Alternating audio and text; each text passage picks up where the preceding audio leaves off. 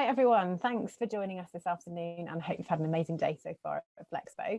I'm Ursula Tavender, the Content Director here at the Flexpo event series, and I'm really happy to be joined this afternoon by Sam Gould, who's the Marketing Manager at Now Pensions. So Sam and I are going to have a bit of a chat about pensions and hopefully you'll find this really, really useful and insightful, and I'm sure that I'll learn a thing or two as well. So Sam, first of all, I'd really like to talk to you about the gender pensions gap. And I know this is a subject that gets you and I very feisty.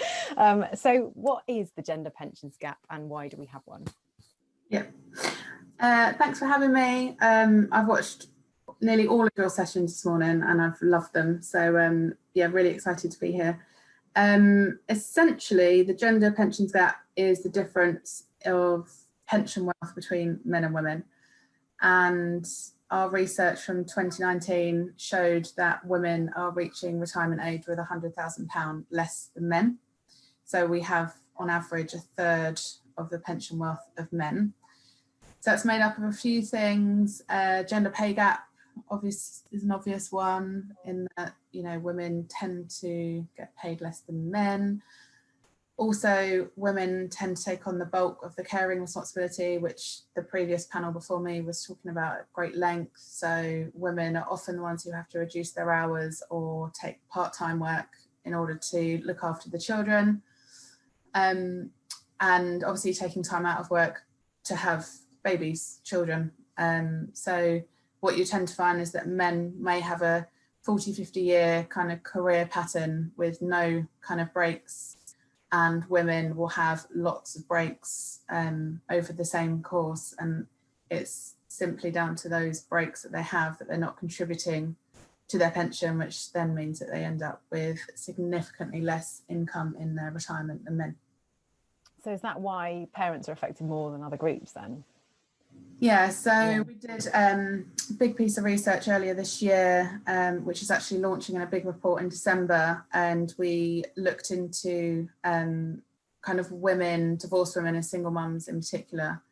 And what we found is that single mums are, I know, maybe unsurprisingly, the least pensioned group of all women. Sorry, my daughter is going to run in. Don't apologise. Don't embracing flexible working today because she should be at nursery. Here she is, bless her heart. Hello. But she's not. It's okay. 2 seconds. 2 seconds. Sorry. Don't apologise, Sam. It's fine. Take your time.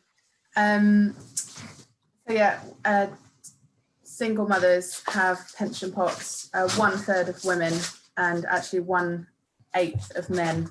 So they're the most underpensioned group. Wow. Ava, sorry.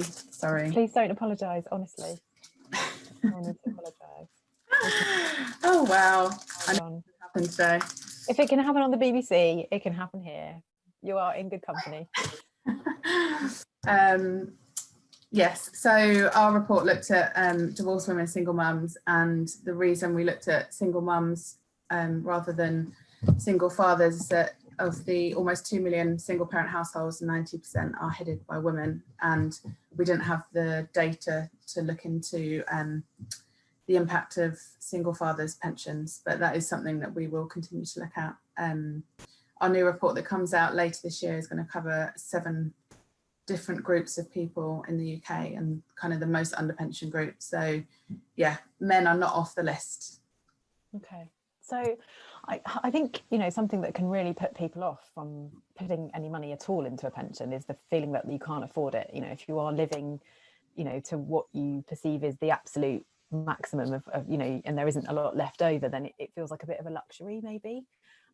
So, you know, how I'm curious as to what your perspective would be on how we can get more people thinking about prioritising putting into a pension, and how we can help those people that maybe think it's something that they just can't afford to set aside more to put into that pension. Yeah, I think it can be really difficult for people, you know, especially in the current environment, you know, when as a single parent myself, you kind of got the daily tugs and financial pulls, you know, of bills, rent and keeping a roof over your head and trying to sort out, you know, nurseries and doctor's appointments and everything that you've got going on. So then to ask people to kind of take time out of their, you know, busy lives to try and think about, you know, your future finances, and, you know, you might be decades away from retiring. So it can be a big ask for people to start, you know, thinking about their kind of retirement. But if you are in work and you're earning over £10,000 and aged over 22, you are automatically enrolled into your workplace pension. So essentially it's one less thing for you to think about. So you will have your contributions, your employer will pay their contributions, and then together you save, you know, 8% essentially of your salary, and that it kind of ticks along in the background, and, you know, you don't really have to think about it. I think for people that are self-employed or are earning under that threshold, it can be a lot harder, because you then have to, you know, do your own research and look into it, and, you know, with everything else that you've got going on, it can be one of those things that is just, you know, missed off the list, especially when you've got, you know, more pressing financials to be worrying about in the day-to-day. So I think for anyone that's already, you know, automatically enrolled into a workplace pension, you know, our kind of tip is to, your employer will match up to a certain point. So you, by, you know, definition, you have to save 5% and your employer saves 3%. But some employers might match up to maybe 6%. So then if you could match to 6%, then, you know, that's 12%. So you're, you know, getting way more than the 8% that you need to. So that would kind of be my, I guess, top tip if you're already, you know, in a workplace pension. If you're not, then there's tons of free resources out there. So the Money and Pension Service, which is a government-backed advice centre, so it's free to use. They've got online tools and calculators and guides, but they are brilliant if, you know, you want to talk about anything to do with your pensions. Brilliant. There's some really good resources there. Thank you. So just to give people an idea, perhaps people aren't particularly familiar with how pensions work and what you really do. How much, first of all, then, how much do we need to be aiming to save for in retirement, and how can we get to the point where we have that kind of pot available to us when we retire? So there's lots and lots of different figures quoted in terms of what does a good pension pot look like. We tend to use the PLSA's retirement living standard, and they estimate that for a kind of decent standard of living, you'll need about 20,000 a year. Mm-hmm. But with, you know, typically retiring at 66, and, you know, women on average live to 86, that's a 20-year retirement. So you're talking a pot of about 400,000. Mm-hmm. So, you know, on today's figures that we have, you know, the average woman is retiring with around 51,000, and single mums is actually 18,000. So we are a huge way off kind of that big number. And even, you know, when state benefits and state pensions are brought in, you're really going to struggle to get anywhere close to that number. Mm. So I'd say the earlier you start saving, the better. And I think it's a case of little and often. And, you know, some people can be scared or anxious that, you know, it's not like a savings account where you can kind of get it back. You know, if you're struggling 1 month, you know, dipping into your savings. Retirement saving is a long-term thing. Mm. But again, that's the beauty of it, because it's invested for so long, you obviously get the huge benefits of compound interest. And the longer you save, and even, you know, throughout pandemics and, you know, when stock market's going up and down, because you're in for the long haul, it can be, you know, a really great way for you to save. So it's kind of how I explain it to my friends and family. It's almost gifting it to your future self. So, you know, when you see it leave your account, or I've got salary sacrifice, so I don't even see it in my account to begin with, which is brilliant.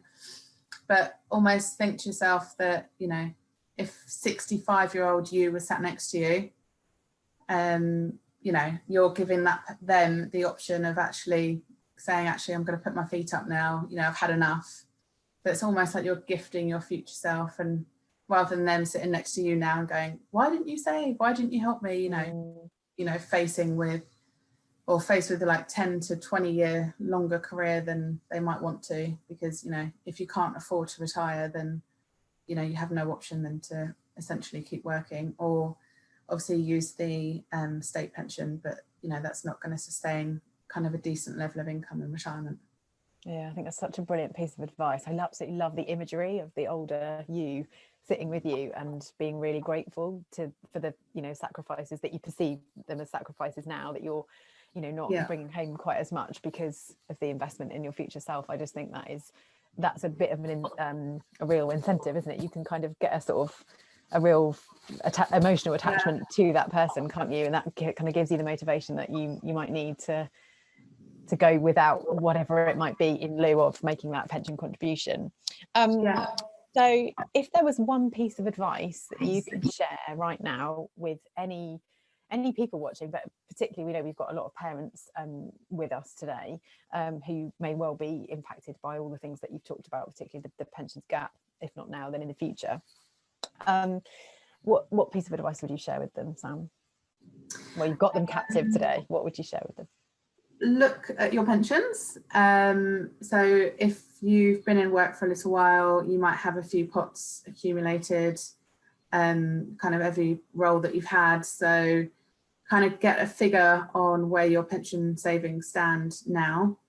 And then, you know, if that kind of £20,000 a year, kind of £400,000 big pot is kind of your target, then kind of use that as a kind of incentive to say, right, here's my gap.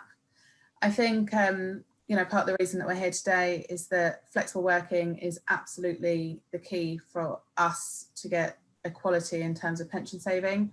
I think if women can return to work sooner after having children and, you know, working full-time hours but flexibly, that will make a huge impact in terms of, you know, creating more equality in terms of both earnings and pension contributions. I think the biggest issue for women is that when they either stop working or they reduce their hours, because of that reduced pay, it might mean that they miss their contributions altogether. I think flexible working and allowing women to work those full-time hours and earn that full-time salary but flexibly is kind of key to helping us close the pension gap. So yeah, if you're already saving, look at where you are now, take a snapshot and start thinking of your future 66-year-old self and, you know, what would they want from you right now? If you're not already saving, it's never too late. So, you know, start researching, and the Money and Pension Service is brilliant. It's a free government resource and they have lots of helpful advice on there. And yeah, just knowledge is power. So find out where you are now in terms of your position and then kind of get a plan for the future, because your future self will thank you for it. 100%. Thank you. That seems like a really nice note to end on. So thanks so much for your time today, Sam. That has been so useful, and I know that there'll be a lot of nuggets of wisdom in there and that people can take away today. So we've got a couple of comments. So Angela says, I love that idea of gifting your future self your pension contributions. I just think that's the biggest thing that I'm going to take away, is the old, even wrinklier me sat next to me saying thank you. And we've got another, thank you so much, Sam. It's amazing to get all this insight and it's really made me think about future planning. That's why we're here. That's what we wanted from today. So we can go away feeling great about that. Thank you so much, Sam. It's been an absolute joy talking to you. Brilliant. Thank you very much for having me. Thanks everybody for watching. See you later. Bye.